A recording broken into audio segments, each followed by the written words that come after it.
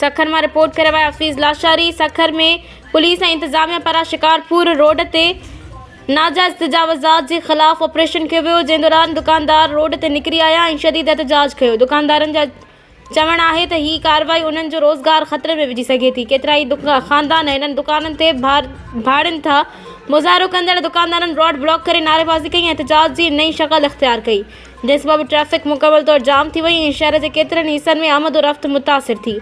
Police ऐं इंतज़ामिया जो मौक़िफ़ आहे त ही कार्रवाई अदालती हुक्मनि ते अमल दरामद लाइ कई पई वञे ऐं कोशिश कई पई वञे त सूरतहाल संभाली वञे। इंतज़ामिया चयो आहे त तव्हां जे हक़नि जो तहफ़्फ़ुज़ कंदासीं, पर क़ानून जे हुक्मनि ते अमल ज़रूरी आहे। इलाइक़े में कशिश ऐं तनाव बरक़रार आहे ऐं मक़ामी माण्हू ख़बरदार आहिनि त सूरतहाल हर लम्हे तब्दील थी सघे थी। तंहिं करे शहरियुनि खे मुतबादिल रस्तनि खां फ़ाइदो वठण ऐं मुहतात रहण जी सलाह ॾिनी वई आहे।